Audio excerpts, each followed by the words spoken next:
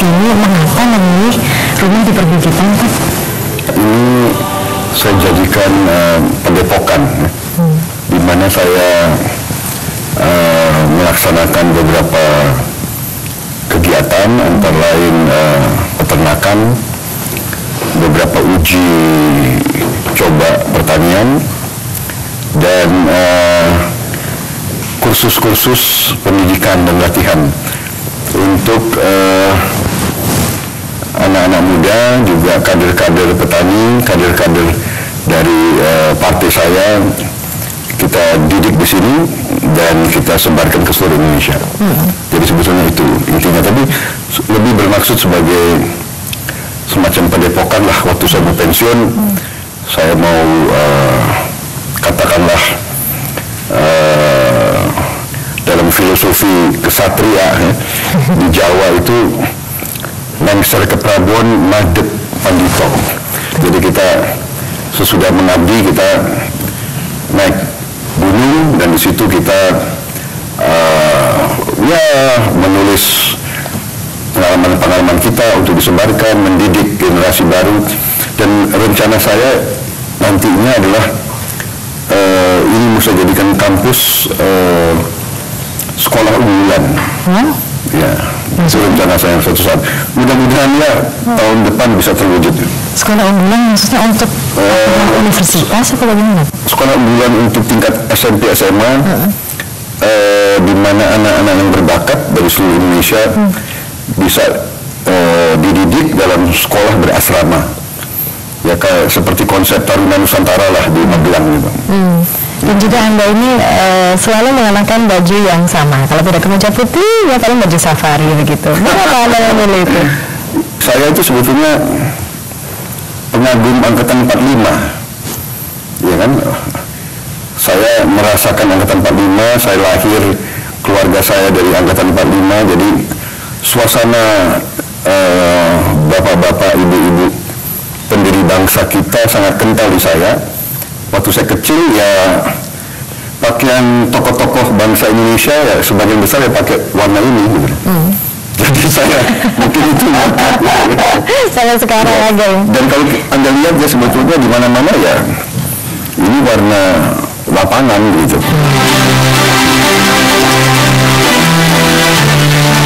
Sebagai Ketua Dewan Pembina Partai Gerindra dan bakal calon presiden 2014, Prabowo Subianto tak punya banyak waktu luang.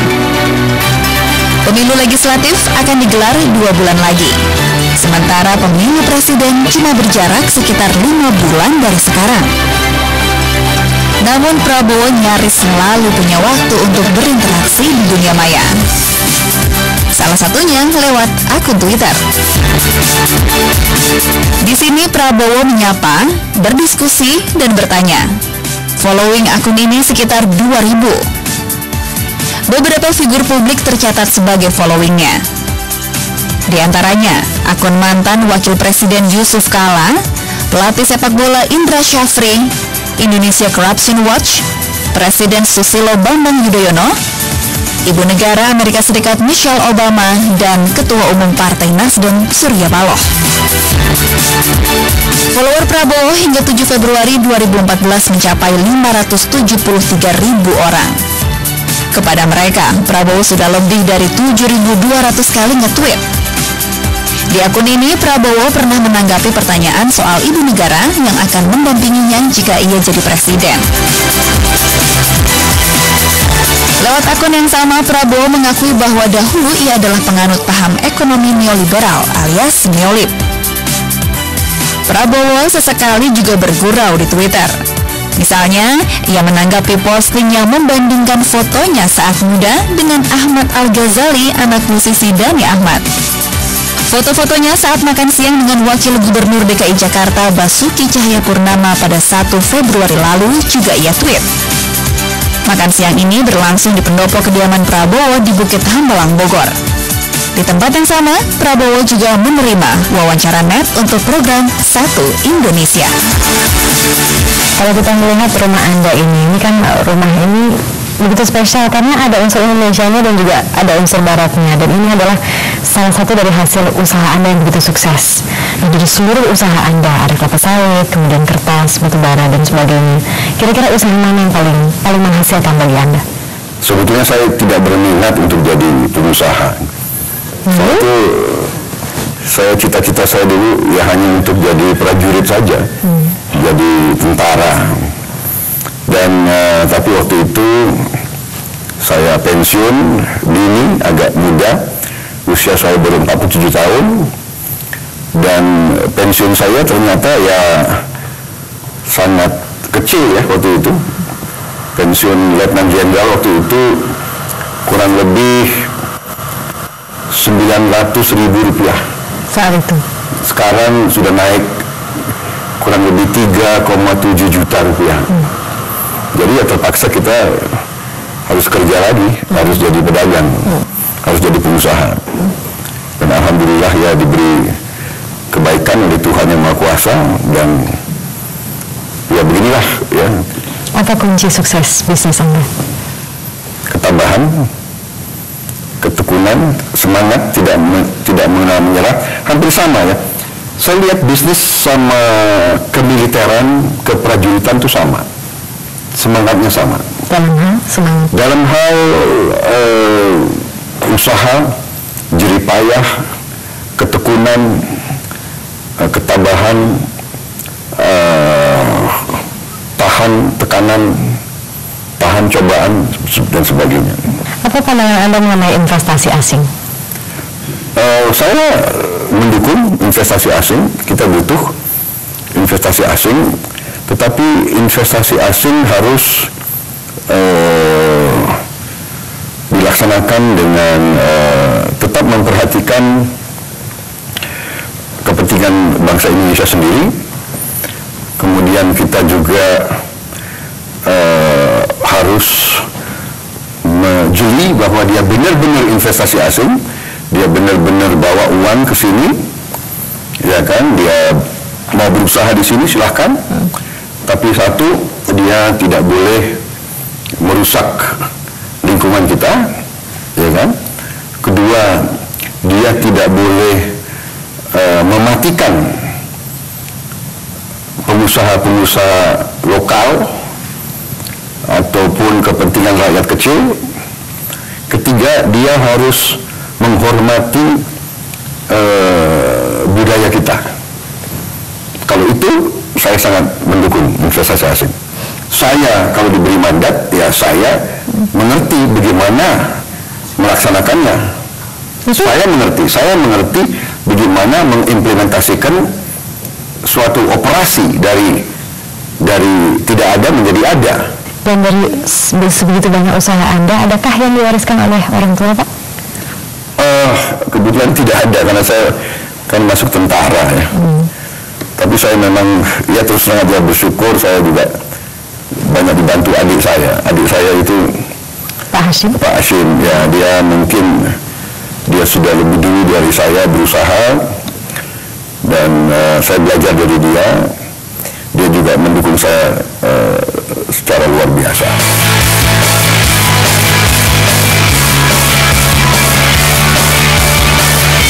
Figur Prabowo Subianto Joyo Hadikusumo yang menonjol di kemiliteran tanah air dan dunia usaha juga berpengaruh besar dalam perjalanan Partai Gerakan Indonesia Raya atau Gerindra. Tak heran bila pria berusia 63 tahun ini didaulat menjadi calon presiden dari partai berlambang burung Garuda ini.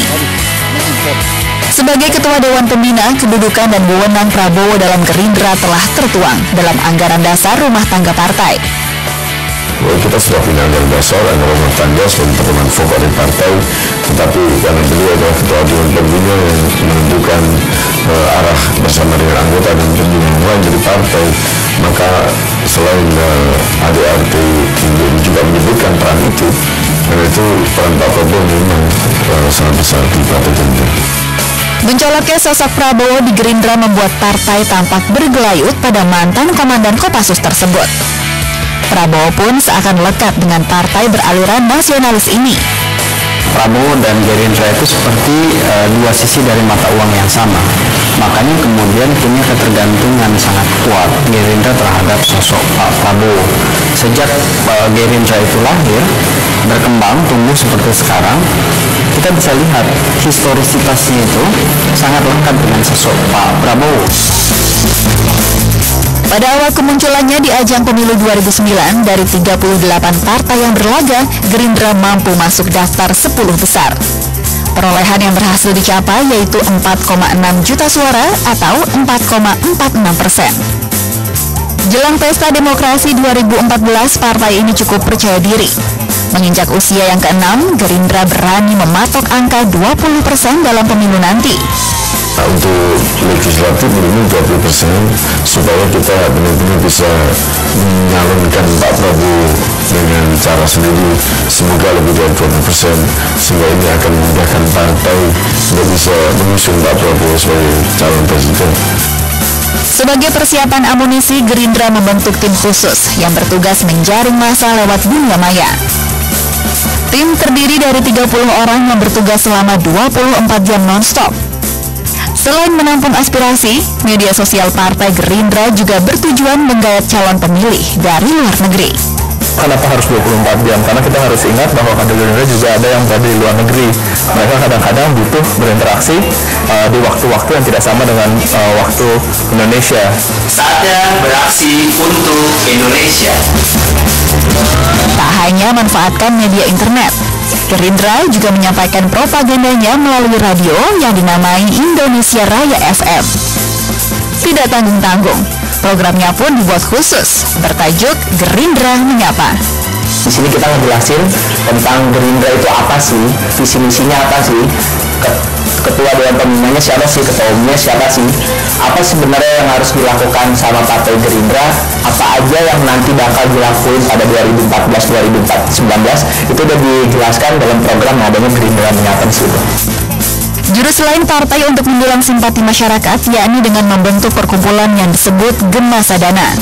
Misi organisasi yaitu menjaring masyarakat beragama Hindu, Buddha, dan Konghucu dengan harapan dapat menyumbang suara secara signifikan. Kami melihat keyakinan itu ada, karena itu Gema Sadana juga diberi kesempatan untuk mencalonkan diri di legislatif. Kami bisa menempatkan di 6 titik untuk DPR RI-nya, harapan kami semua dapat. Bahkan kami komit untuk memberikan minimal 1 juta sampai 1.500.000 suara ke Partai Gerindra di tahapan ini. Berbagai upaya ditempuh Gerindra guna memuluskan jalan Prabowo menuju kursi RI1. Tren perolehan suara partai pun diprediksi naik jika dibandingkan pemilu sebelumnya. Selain kondisi partai yang lebih kukuh, keyakinan peningkatan suara juga didukung rontoknya Partai Demokrat dan tentunya daya tarik sang ikon Prabowo Subianto.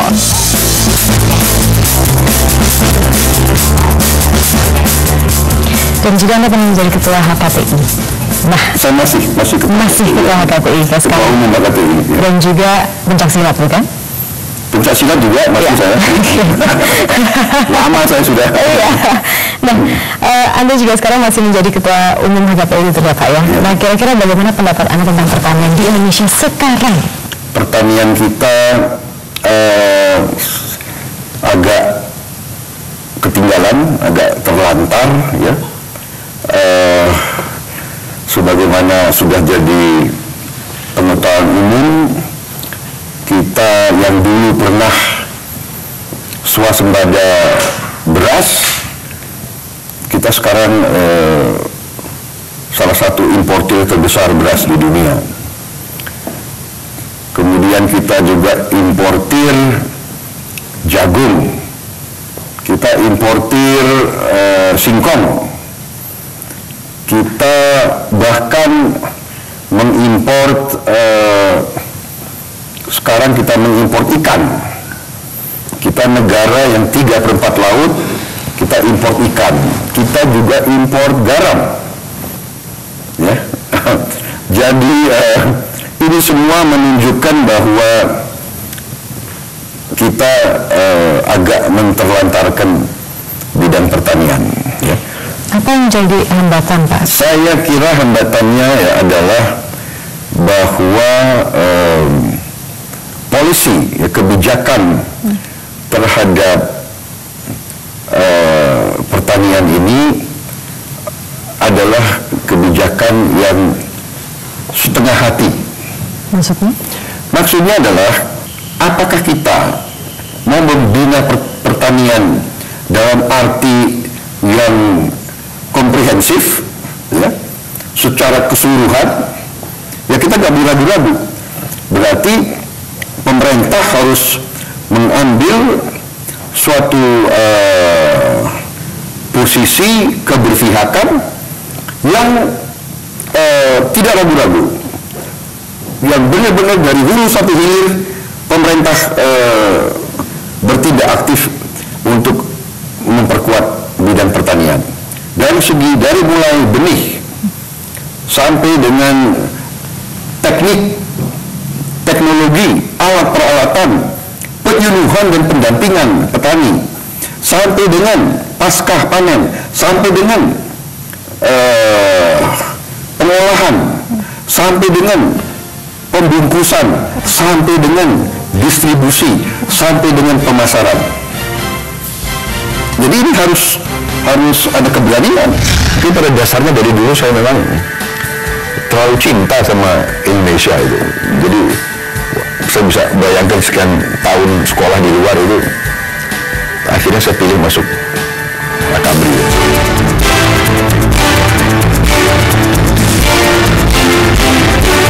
Dan dari sosok Anda sekarang? Kan saya lahir tahun 51 ya. Suasana negara baru dan keluarga saya keluarga pejuang ya. Kakek saya, nenek saya ikut berpihak kepada Republik Indonesia. Paman saya ada yang gugur, 2 gugur di hari yang sama. Pak Subianto dan Pak. Iya, dalam perang kemerdekaan. Bapak saya juga pejuang. Saya ingat kalau saya datang ke rumah kakek saya itu selalu saya dibawa ke kamar paman saya, Pak Subianto dan Pak Suyono. Dan di kamar itu perlengkapan militernya masih dipertahankan. Ranselnya, seragamnya, helmnya, sepatu militernya masih seolah dia masih di situ. Jadi selalu saya dibawa dan dikasih lihat, ini kamar pamanmu. Paman saya itu punya tenda militer. Itu tiap kali saya datang ke rumahnya tendanya dipasang. Saya supaya main di tenda itu. Sampai sekarang saya paling senang tinggal di tenda itu. Pola pendidikan yang diterapkan di rumah itu seperti apa? Bapak saya ini sebetulnya seorang yang disiplin, tapi dia berusaha mendidik kami ini untuk punya pendapat. Jadi selalu di meja makan kita dididik supaya menyampaikan pendapat secara bergiliran. Oh iya? Iya. Contohnya, tapi waktu itu saat itu lempar topik apa, Ayah? Ya, topik apa saja, tapi kita boleh berbicara tapi bergiliran. Jadi saya lihat beliau coba mengajarkan demokrasi itu dari kecil. Kira-kira siapa orang yang paling berpengaruh dalam hidup Anda sekarang? Saya kira banyak ya. Tentunya keluarga itu sangat utama ya. Tetapi sekarang dalam kerangka yang lebih besar terjadilah suatu perkembangan bahwa siapa yang punya nilai yang sama dengan kita, siapa yang berjuang bersama kita untuk cita-cita yang sama untuk negara dan bangsa dan rakyat kita, itu menjadi saudara kita, itu menjadi keluarga kita. Anda besar di luar negeri, berpindah-pindah negara. Saya pernah di luar negeri, ya. Ya. Anda pernah di luar negeri, kemudian Anda memutuskan untuk kembali ke Indonesia. Alasan saat itu? Iya, saya tidak pernah berpikir saya akan tinggal di luar negeri. Saya ini orang yang tidak terlalu suka tinggal di luar negeri. Oh, mengapa Pak? Tidak tahu saya. Mungkin apa? Saya sekarang aja kalau ke luar negeri menjadi lelucon di antara staf saya. Mereka kan anak-anak muda, jadi mereka kalau diajak ke luar negeri senang. Ya.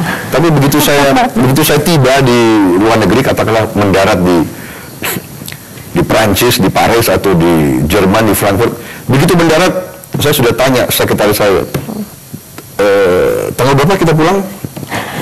Hari pertama saya sudah tanya tanggal berapa kita pulang.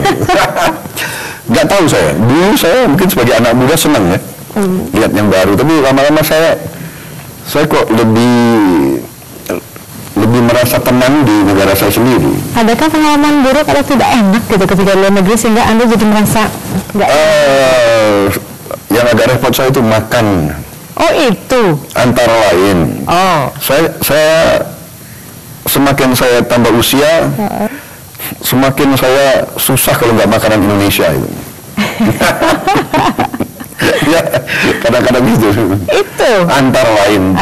Dan juga ya apa ya, saya juga ya sudah, saya lebih suka di Indonesia gitu, nggak tahu.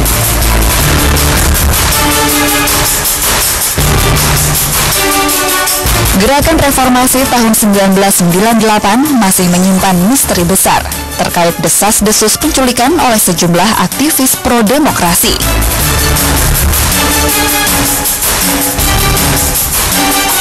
Kejutan muncul saat beberapa aktivis korban penculikan 98 justru mendedikasikan diri sebagai kader Partai Gerindra.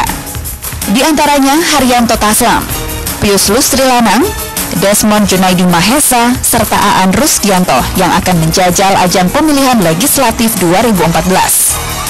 Tidak setengah-setengah, para aktivis tersebut dipercaya memegang pos strategis dalam kepengurusan partai. Desmond Mahesa misalnya, yang menjabat Ketua Bidang Kaderisasi. Juga Pius Lustri Lanang yang menjabat Ketua Bidang Pendayagunaan Aparatur Partai. Bab 2 sisi mata pedang. Isu pelanggaran HAM tahun 98 terus bergulir. Pada satu sisi, tragedi ini menjadi noda hitam dalam rekam jejak Prabowo.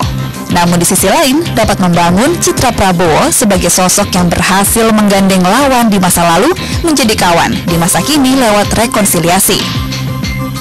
Toh tak semua bersedia melebur, lantaran masih menyimpan luka. Tiba-tiba saya dihubungi oleh kawan saya yang juga survivor penghilangan paksa. Dia bilang, "Bugi, kamu dicari Prabowo." Saya melihat teleponnya itu shock. Pucat, nggak bisa jawab saya.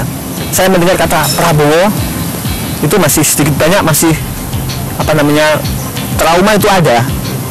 Karena dia adalah yang melakukan tindakan kekerasan pada saya. Kawan saya ini bilang, Prabowo mau minta maaf sama kamu dan ngajak kamu bergabung. Dia bilang begitu. Ya itu saya speechless, saya tidak tahu ngomong apa. Tapi sesaat kemudian saya bilang ke kawan itu bahwa selama 10 tahun terakhir saya berusaha untuk menghindari berkomunikasi dengan mereka. Setelah peristiwa itu kawan-kawan yang dekat dengan para pelaku itu juga tahu bahwa sikap politik saya seperti itu, sehingga mereka tidak berani lagi untuk bilang ke saya untuk untuk mengajak bergabung.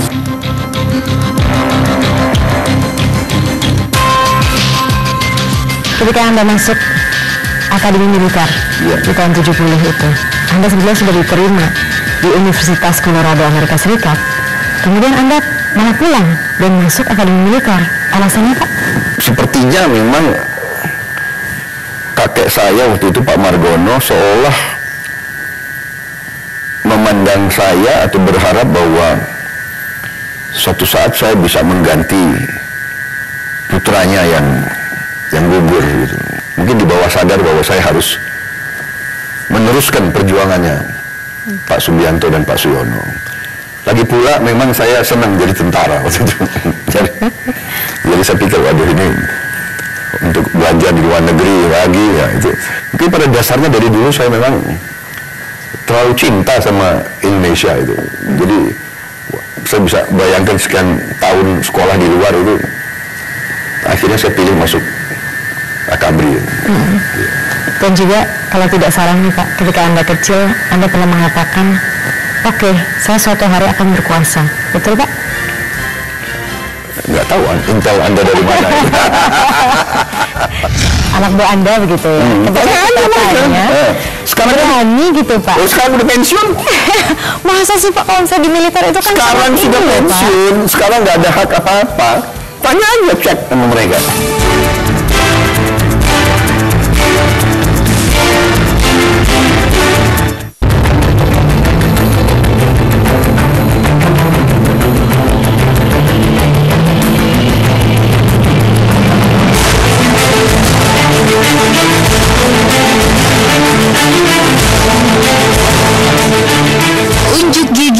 presiden dalam ajang pemilu 2014 kian menyeruak. Sejumlah nama pun santer diklaim oleh beberapa lembaga survei sebagai kandidat yang potensial. Di antaranya, pemimpin Ibu Kota Jakarta Joko Widodo. Diikuti oleh figur besar partai seperti Prabowo Subianto, Megawati Soekarno Putri, Abu Rizal Bakri, hingga Wiranto. Metode survei umumnya menggunakan pendekatan top of mind, yaitu dengan tidak menyertakan pilihan capres bagi responden. Hasil survei oleh Saiful Mujani Research and Consulting misalnya. Lembaga menyebutkan tingkat keterpilihan atau elektabilitas Jokowi berada di angka 20,2%, jauh meninggalkan kandidat presiden lainnya.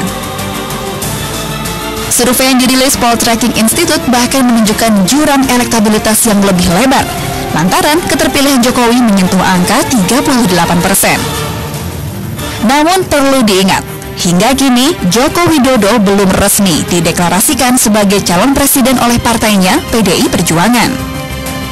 Ini berarti secara faktual hasil unggul sementara dipegang oleh pemain lama yang senantiasa menguntit di posisi kedua, Prabowo Subianto. Saya kira selain analisis kualitatif tapi terkonfirmasi dari hasil-hasil survei, jika Pilpres diikuti oleh katakan semua siapapun muncul kecuali Jokowi, maka peluang terbesar ada di Prabowo Subianto. Meski demikian, tingkat elektabilitas Prabowo Subianto yang mulai memasuki kondisi stagnasi harus dicermati tim suksesnya. Karena woro-woro Prabowo sebagai calon presiden telah bergulir dalam hitungan tahun. Bila dibandingkan dengan Susilo Bambang Yudhoyono, Prabowo berlatar belakang serupa, yakni sebagai mantan militer. Namun Prabowo memiliki karakter tersendiri yang membuat dirinya diminati para pemilih. Kan masyarakat itu sekarang mencari figur yang antitesis SBY ya. Ketika Jokowi belum datang, belum masuk bursa, maka Prabowo bisa menjadi antitesis SBY. Apa yang menjadi antitesis SBY dari Prabowo? Yaitu sikap yang dianggap ragu dari SBY versus sikap Prabowo yang dianggap tegas.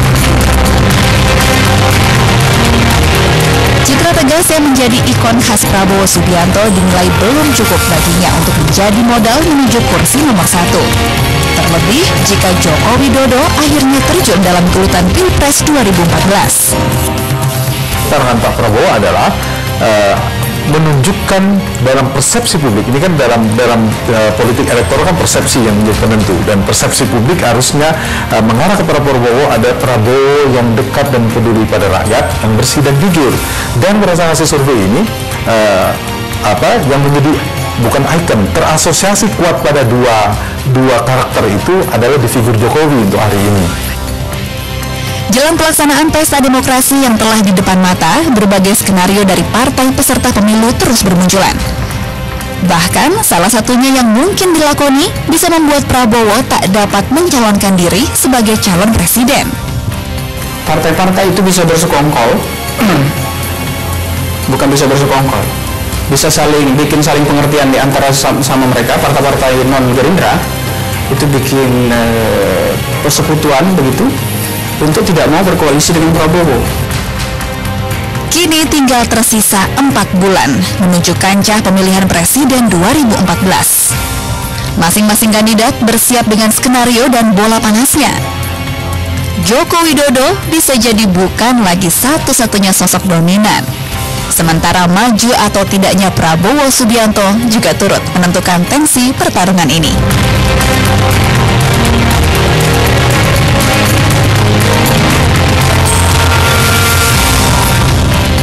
Usaha Anda sudah sangat sukses, tapi Anda tetap ingin menjadi capres. Apa alasannya, Pak? Dalam pengertian yang saya dapat dari sejarah, ya, saya suka belajar sejarah. Pengertian republik yang berhasil dalam sejarah adalah suatu bentuk negara di mana para warga negaranya, kalau dia siap secara kesehatan dan fisik, siap secara ekonomi dan materi, siap secara pendidikan dan intelektualitas wajib menawarkan diri untuk mengabdi kepada rakyat. Jadi saya merasa ya ini kewajiban. Kalau saya dibutuhkan oleh rakyat, kalau rakyat merasa saya bisa bermanfaat, saya wajib untuk menawarkan diri. Kalau saya mikirkan diri saya sendiri, sudah ya, saya mau istirahat, saya mau hidup baik, saya bisa melakukan itu. Dan kadang-kadang saya ya harus akui, kadang-kadang saya tergoda juga gitu. Sungguh Pak? Kadang-kadang tergoda juga. Ya kan? Apa yang membuat Anda tergoda? Ya, berarti kan kita tidak capek, kita tidak habis tenaga, habis uang, habis kita juga tidak difitnah, tidak dimaki-maki, kan begitu. Jadi kadang-kadang kita, tapi akhirnya kembali, ini kewajiban, ini apa ya, ini bagian dari cinta tanah air. Masa kamu rela negaramu tidak kuat, tidak baik, tidak sejahtera, dipimpin oleh orang-orang tidak baik. Nah ini. Ketika Anda kembali ke tanah air, Anda masuk politik, tahun 2004 Anda juga ikut dalam bursa capres ini, kemudian gagal. 2009 Anda berusaha lagi untuk kedua kalinya, Anda gagal lagi. 2014 Anda berusaha lagi. Mengapa begitu Pak? Jadi ini adalah nilai-nilai dan prinsip. Apa prinsip yang saya perjuangkan? Prinsip yang saya perjuangkan pertama adalah bangsa dan negara yang berdaulat, ya. Berdaulat berarti berdaulat secara politik, secara ekonomi, punya kehormatan, berdiri di atas kaki kita sendiri, bisa memberi makan kepada rakyat kita sendiri, ya. Kemudian bisa mengamankan semua suku, semua agama, semua ras, semua kelompok etnis yang hidup di Nusantara kita, di negara Republik Indonesia kita ini. Oponen terberat Anda di Capres 2014 siapa? Saya menganggap semua oponen itu sama beratnya. Iya. Jadi kita tidak boleh menganggap enteng siapapun, tapi saya lebih memandang saya tidak mau anggap benar-benar oponen ya. Dalam suatu persaingan pasti ada kontestan yang akan bersaing sama kita. Yang repot ini di Indonesia ini ya, budaya curang ini yang repot di Indonesia ini. Maksudnya? Ya, iya, bohong, curang, korupsi ini jadi budaya sudah. Modus-modus kecurangan yang Anda alami apa? Paling penting ya, yang paling berbahaya adalah daftar pemilih tetap. Jadi esensi dari demokrasi adalah pemilihan umum. Esensi dari pemilihan umum adalah pemilihan itu sendiri. Esensi dari pemilihan itu adalah daftar pemilih. Jadi daftar pemilih kalau terdiri dari nama-nama yang palsu, ya, bahwa orang namanya di situ tapi orang yang nggak ada. Jadi ini adalah kecurangan, iya kan? Jadi katakanlah di satu TPS ada 500 orang, tapi ditambah 30 orang yang nggak ada di TPS itu, namanya nggak jelas. Ini kan berbahaya. Kalau kita punya 600.000 TPS, tambah 30 atau kali 30, berapa itu? Apa contoh konkret yang saat itu membuat Anda betul-betul murka, terutama terkait dengan DPT? Saya kira ya bukan murka ya, kecewa. Ini sangat membahayakan. Kalau ini kita lakukan ya di mana keabsahan proses pemilihan itu? Nah, karir Anda ini bisa dikatakan cemerlang Pak. Tapi ada juga nih, mungkin orang yang tidak suka gitu ya, memunculkan nada-nada sumir. Oh iya, Prabowo Subianto dia cemerlang karena dia dekat dengan Cendana. Tanggapan Anda? Saya kira itu wajar ya. Jadi yang penting bagi saya adalah pekerjaan, prestasi, ya kan? Itu yang harus menjadi dasar penilaian. Ya. Katakanlah memang saya mantunya presiden. Sebagai perwira, waktu saya memimpin, apakah saya kapabel atau tidak? Ya kan? Apakah saya umpamanya dijadikan komandan batalion, saya bisa nembak atau tidak? Karena komandan batalion itu kan pemimpin, ingarso sum tulodo, dia harus memberi contoh di depan. Bagaimana anak buah saya? Yang paling benar, tanyalah anak buah saya. Iya kan? Kalau orang-orang yang suka dan tidak suka, ya bisa cerita ya XYZ boleh. Tapi kalau komandan batalion, tanyalah anak buahnya. Tapi apakah mungkin Pak Prabowo, anak buah Anda begitu ya, sekarang berani gitu Pak? Oh, sekarang udah pensiun? Masa sih Pak, kalau saya di militer itu kan sekarang sudah pensiun, sekarang nggak ada hak apa-apa. Tanya aja, cek sama mereka. Melihat ke masa lalu Anda terkait dengan masalah HAM, tanggapan Anda di hal ini? Ya itu risiko, nggak ada masalah, silakan. Saya kan nggak pernah kemana-mana, saya siap menjawab.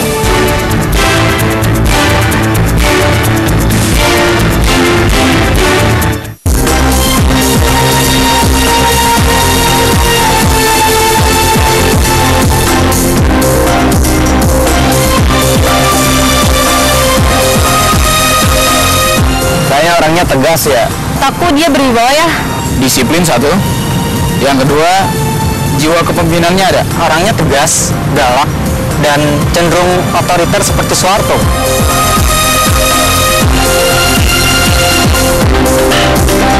Setuju saya, dia tegas orang. Aku setuju. Setuju, bisa diperlukan. Kurang setuju. Setuju? Enggak. Lumayan setuju sih.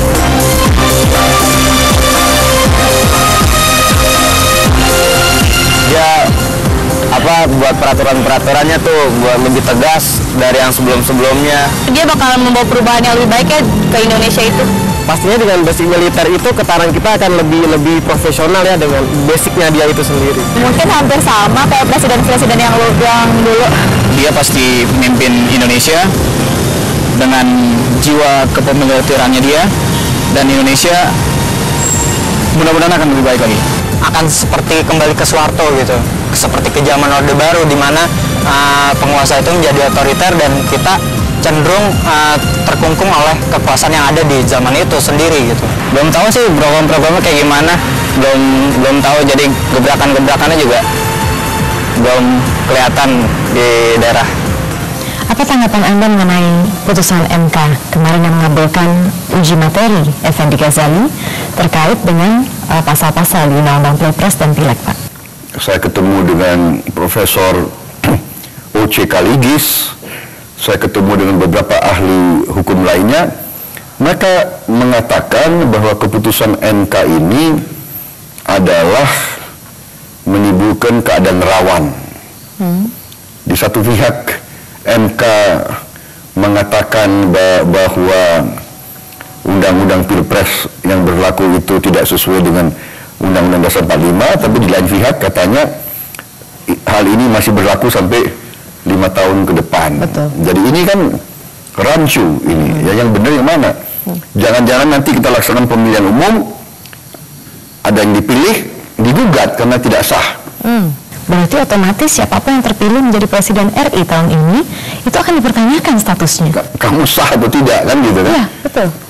Ya makanya inilah menurut saya ya kita sangat mempertanyakan kearifan daripada MK ini. Apakah MK benar-benar bertindak demi hukum dan demi kepentingan negara, atau apakah ada pesan-pesan politik praktis? Kalau ada, ya ini sangat berbahaya bagi masa depan bangsa. Maksudnya pesan politik praktis dari siapa, Pak? Ya kita tidak tahu, ya kan? Itu yang jadi masalah sekarang. Tetapi janganlah mengira bahwa semua rakyat Indonesia bisa dianggap bodoh.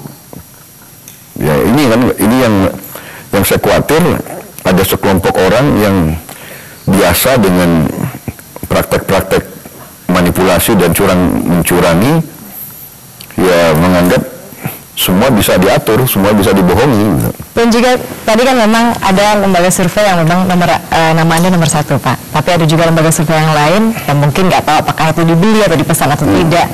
Nama Jokowi itu lagi santer populer. Dan kalau misalnya kita melihat ke belakang sedikit, Anda adalah orang di belakang pasangan Jokowi Ahok. Tanggapan Anda mengenai ini? Itu namanya politik di Indonesia.